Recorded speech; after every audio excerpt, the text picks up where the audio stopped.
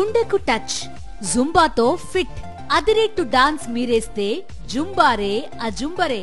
పూర్తి వివరాలకు చదవండి రేపటి సాక్షి దినపత్రిక. సతీష్, వైఎస్ జగన్ లేఖలో పేర్కొన్న అంశాలకు సంబంధించిన పూర్తి డీటెయిల్స్ ఏంటి సతీష్?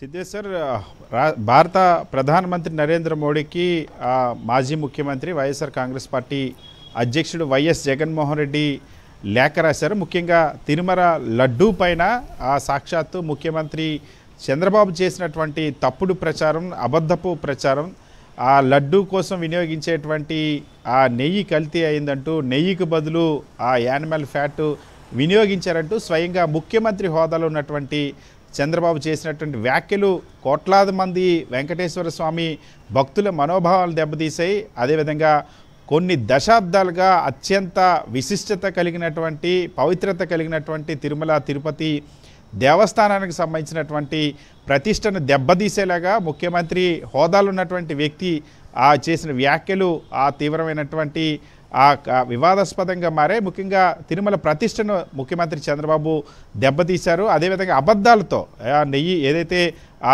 తిరుమల లడ్డూ ప్రసాదానికి సంబంధించిన వినియోగించే లడ్డూ ప్రసాదంలో ఆ జంతువుల కొవ్వును వినియోగించారంటూ స్వయంగా ముఖ్యమంత్రి చంద్రబాబే అబద్ధం చెప్పారు. కాబట్టి ఈ అంశంలో దేశం మొత్తం, ముఖ్యంగా కోట్లాది మంది వెంకటేశ్వర స్వామి భక్తులు అందరూ కూడా మీ జోక్యం కోసం ఎదురు చూస్తూ ఉన్నారు. తక్షణమే ఈ అంశంలో జోక్యం చేసుకోవాలి. అదేవిధంగా చంద్రబాబు చెప్పినటువంటి అబద్ధాలపైన తీవ్రమైనటువంటి మందలింపు చర్యలు తీసుకోవాలంటూ ప్రధానమంత్రి నరేంద్ర మోడీకి వైఎస్ జగన్మోహన్ రెడ్డి లేఖ రాశారు. అదేవిధంగా ఏదైతే ఇప్పుడు తిరుమల లడ్డూకు సంబంధించి చంద్రబాబు చేసినటువంటి ఆరోపణలు ఉన్నాయో, తెలుగుదేశం పార్టీ రిలీజ్ చేసినటువంటి ఏవైతే ల్యాబ్ రిపోర్ట్స్ ఉన్నాయో వీటన్నిటిని కూడా ఆ లేఖతో పాటుగా జతపరుస్తున్నట్టు వైఎస్ జగన్మోహన్ రెడ్డి అందులో పేర్కొన్నారు. ముఖ్యంగా తిరుమల లడ్డూకు సంబంధించి అనేక దశాబ్దాలుగా ఒక పటిష్టమైనటువంటి తనిఖీ వ్యవస్థ ఉంది. నెయ్యి తనిఖీకి సంబంధించి ముఖ్యంగా తిరుమలలో ప్రసాదాల కోసం వినియోగించేటువంటి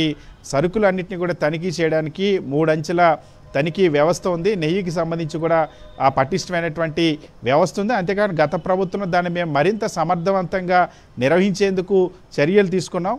అదేవిధంగా ఎక్కడైనా తిరుమలలో కల్తీ నెయ్యితో లడ్డు తయారు చేసేటువంటి అవకాశం లేదు, తయారు చేయలేదు. ఈవెన్ చంద్రబాబు హయాలు ఇప్పుడు జూలై 12వ తేదీన వచ్చినటువంటి ట్యాంకర్కి సంబంధించినట్టు ఏవైతే నివేదికలు వచ్చాయని చెప్తున్నారో దాన్ని కూడా రిజెక్ట్ చేసామని చెప్తున్న పరిస్థితి. గతంలో కూడా 2019 నుండి 24 సందర్భంలో కూడా సుమారుగా 18 సార్లు ట్యాంకర్లో నెయ్యిలో నాణ్యత లోపిస్తే వాటిని రిజెక్ట్ చేశారు. అదేవిధంగా చంద్రబాబు ప్రభుత్వం కూడా అదే జరిగింది. ఏ ప్రభుత్వం ఉన్నా, ఏ ముఖ్యమంత్రి ఉన్నా తిరుమల దేవస్థానం ఈ పటిష్టమైనటువంటి ఈ ప్రొసీజర్స్ అన్నింటినీ కూడా ఫాలో అవుతూ వస్తుంది. అటువంటి తిరుమల లడ్డూ ప్రసాదం కల్తీ అయ్యిందంటూ, ముఖ్యంగా అందులో వినియోగించేటువంటి నెయ్యిలో జంతువుల కొవ్వు వాడారంటూ స్వయంగా బాధ్యతాయుతమైనటువంటి ముఖ్యమంత్రి పదవి చంద్రబాబు వ్యాఖ్యలు చేసి భక్తుల మనోభావాలు దెబ్బతీశారు. కనుక ఎందుకంటే అబద్ధాలు చెప్పడం అన్నది చంద్రబాబుకి ఆనవాయితీ. ఆయన జీవితం అంతా కూడా అబద్ధాలతోనే నడుస్తున్నటువంటి వ్యక్తి కాబట్టి, ఈ రాజకీయాల కోసం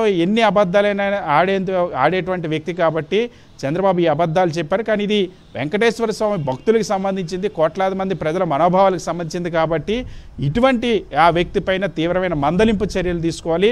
ఈరోజు దేశం మొత్తం కూడా మీ జోక్యం కోసం ఎదురు చూస్తుంది, మీరు తక్షణమే జోక్యం చేసుకోవాలంటూ ఆ లేఖలో ప్రధానమంత్రి నరేంద్ర మోడీని వైఎస్ జగన్మోహన్ రెడ్డి కోరారు. సిద్ధేశ్వర్.